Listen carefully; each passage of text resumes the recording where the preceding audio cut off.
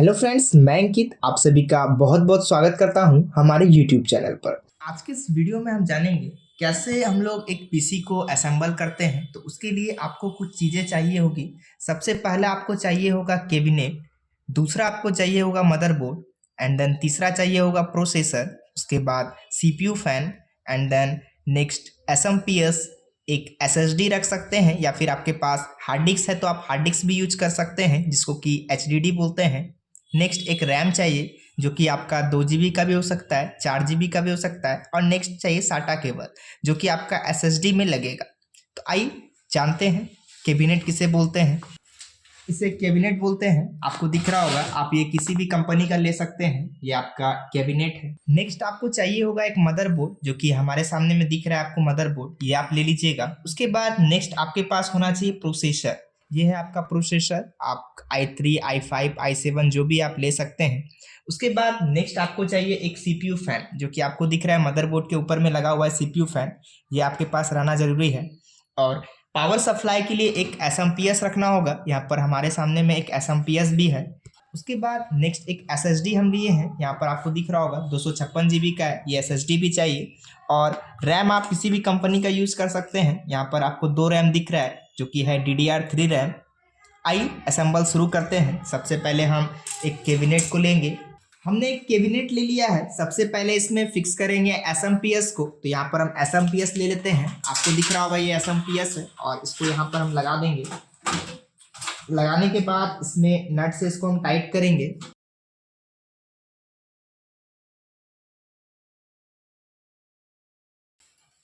तो फाइनली यहाँ पर एसएमपीएस लग चुका है। आपको दिख रहा है कि एसएमपीएस यहाँ पे हम लोगों ने सेटअप कर लिया है। उसके बाद नेक्स्ट मदरबोर्ड को सेटअप करेंगे। तो यहाँ पर मैंने मदरबोर्ड में सीपीयू लगा के रखा है, मतलब प्रोसेसर लगा दिया है, और उसके ऊपर यहाँ पर सीपीयू फैन को भी असेंबल कर दिया है। सीपीयू फैन का ये आपको दिख रहा है, इसका केबल है, इसको आपको इसके स्लॉट में लगाना है। तो आप ढूंढ लीजिए कहाँ पर इसका स्लॉट है। हमको दिख रहा है कि यहाँ पे दिया हुआ है सीपीयू फैन। यहाँ पे हम इसको असेंबल कर देते हैं, मतलब लगा देते हैं।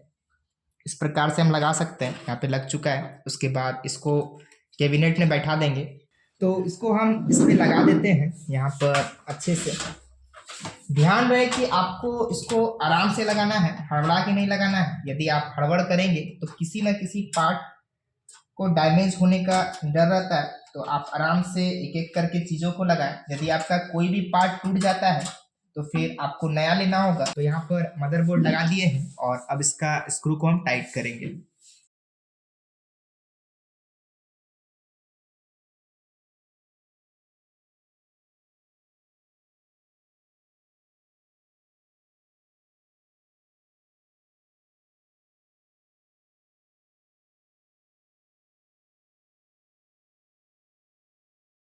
यहाँ पर आपको दिख रहा है कि फाइनली हम लोगों ने मदरबोर्ड को असेंबल कर लिया है, और असेंबल होने के बाद ये लग चुका है। अब नेक्स्ट अब हम लोग लगाएंगे इसमें रैम।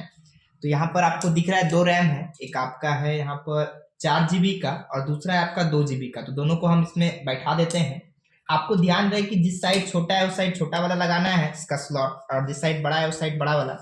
इस पे आपको रखना है इसके स्लॉट पे, और ऊपर से प्रेस करना है। जैसे ही प्रेस करेंगे एक आवाज आएगा कट से। जैसे ये आपको आवाज सुनाई देता है, इसका मतलब कि वो आपका बैठ चुका है। अब दूसरा वाला लगा लेते हैं हम यहाँ पर।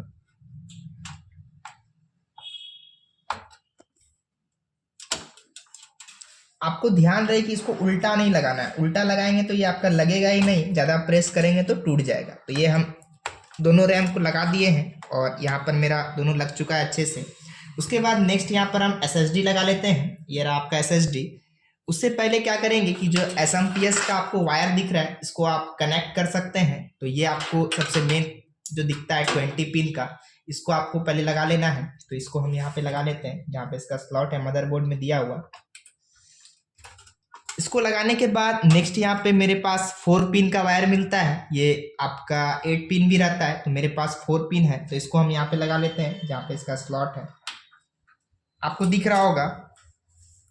उसके बाद ये तो हो चुका है। उसके बाद कैबिनेट में कुछ वायर होता है जो कि सीपीयू के आगे में यहाँ पर यूएसबी रहता है, माइक रहता है, और आपका पावर केबल, रीस्टार्ट बटन, ये सब का यहाँ पे आपको वायर दिख रहा है। मैं आपको जूम करके दिखाता हूँ। इसमें देखिए कि यहाँ पे लिखा हुआ है पावर HW, रीसेट HW और कुछ वायर है वो भी मैं आपको दिखाता हूँ, जिसमें कि आपका HDD LED लिखा हुआ है और इधर पे पावर LED लिखा हुआ है। तो इसको आपको ढूंढ करके इसी वाले में लगा लेना है। तो आप यहाँ पे देखिए मदरबोर्ड में आपको दिख रहा होगा, राइट साइड में आपको दिख रहा होगा लिखा हुआ है HD LED, जस्ट उसके ऊपर लिखा हुआ है रीसेट, और लेफ्ट साइड में आपको दिख रहा होगा लिखा हुआ है P LED और उसके बगल में प्लस का साइन है, और जस्ट उसी के बगल में लिखा हुआ है PW RB कुछ ऐसे करके लिखा हुआ है। तो इसी प्रकार से हम इसको सेट करेंगे।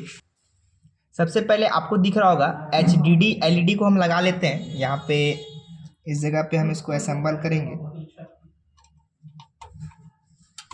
उसके बाद नेक्स्ट आपको जो वायर दिख रहा है ये दिख रहा है आपका पावर LED का।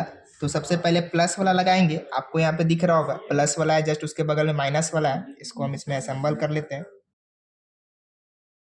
लगा दिए।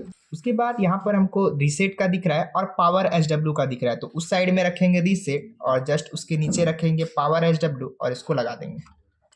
तो आपको दिख रहा है कि यहाँ पे हमने चारों तार लगा दिया है और यहाँ पर एक पिन आपका खाली रहना चाहिए, जो कि मेरा खाली दिख रहा है। यदि ये आपका नहीं रहेगा तो दिक्कत हो जाएगा। यदि आप सही से इसको लगाएंगे तो आपका जो ये सामने का दिख रहा है आपको, ये आपका पावर बटन है, ये आपका रीस्टार्ट बटन है, इसी का वो तार था, मतलब वायर था, जो कि हमने यहाँ पर असेंबल किया। अब नेक्स्ट हमको SSD को असेंबल करना है। तो ये आपको दिख रहा है SSD है, जो कि 256 GB का है। इसको यहाँ पर हम लगा के असेंबल करेंगे। तो मैं फटाफट इसका स्क्रू को कस देता हूँ।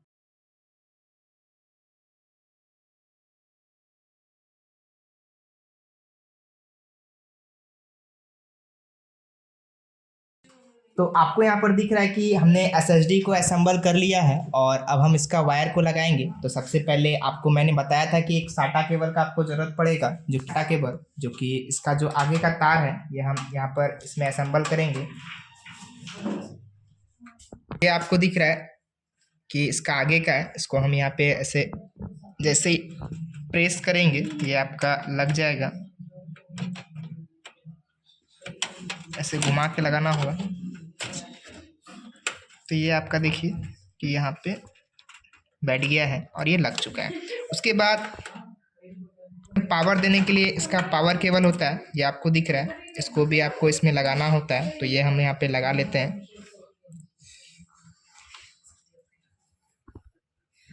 तो यहाँ पे पावर केबल भी लग चुका है और SATA केबल भी लग चुका है, जिससे कि डाटा ट्रांसफ़र होता है और इससे आपका SSD में पावर जाएगा। तो फाइनली यहाँ पर सारा मेरा वायर लग चुका है। आप एक बार ध्यान से देख लीजिए, कहीं पे कोई तार छूटना नहीं चाहिए। अभी हमारा 2 वायर छूटा हुआ है, एक है आपका USB का और दूसरा है आपका ऑडियो का। तो आपको ढूंढ लेना है कि मदरबोर्ड में कहाँ पर USB लिखा हुआ है और कहाँ पर ऑडियो लिखा हुआ है। मैं आपको यहाँ पर जूम करके दिखाता हूँ कि यहाँ पर हमारा USB का है, इसको हम USB वाले में लगा देंगे।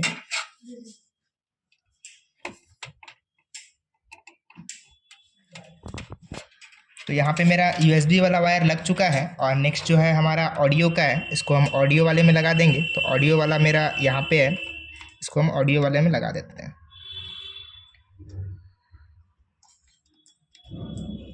ध्यान रहे कोई भी वायर आपका उल्टा नहीं लगना चाहिए, और पिन के हिसाब से लगाएंगे तो सीधा ही लगेगा, कि आपका उल्टा लगेगा नहीं। तो यहाँ पर हम लोगों ने सारा वायर लगा लिया है और जो वायर बच रहा है वो आप उसको बांध सकते हैं, मतलब तार से इसको कस दीजिए तो आपका इधर उधर नहीं भागेगा। ये रहा आपका प्रोसेसर के, ये रहा आपका CPU फैन, इसके नीचे आपका प्रोसेसर है, ये आपका मदरबोर्ड है, यहाँ पर हम 2 रैम लगाए हैं, ये आपका SMPS है और इस जगह पे हमने एक SSD लगाया है। अब हम इसको स्टार्ट करके आपको दिखाएंगे। आइए चलते कंप्यूटर स्क्रीन पे। तो CPU में हमने यहाँ पर पावर केबल लगा दिया है। उसके बाद नेक्स्ट यहाँ पे VGA केबल लगा हुआ है, आपको दिख रहा है। उसके नीचे यहाँ पे USB लगाए हैं, एक माउस का लगाए हैं और एक कीबोर्ड का लगाए हैं। अब हम इसको स्टार्ट करेंगे। यहाँ पे आपको पावर बटन दिख रहा है, जैसे ही हम यहाँ पे पावर बटन को प्रेस करेंगे तो यहाँ पे आपको दिख रहा है कि मेरा CPU ऑन हो चुका है। यहाँ पर इसका CPU फैन चल रहा है और अभी यहाँ पे मॉनिटर में भी लाइन आ जाएगा। ये आपको दिख रहा है मॉनिटर में लाइन आ चुका है और यहाँ पे जैसे ही F1 प्रेस करेंगे तो यहाँ पे मेरा स्टार्ट हो चुका है। अब बस इसमें विंडोज़ डालना है, जैसे ही विंडोज़ डालेंगे कंप्यूटर पूरा फाइनली रेडी हो जाएगा।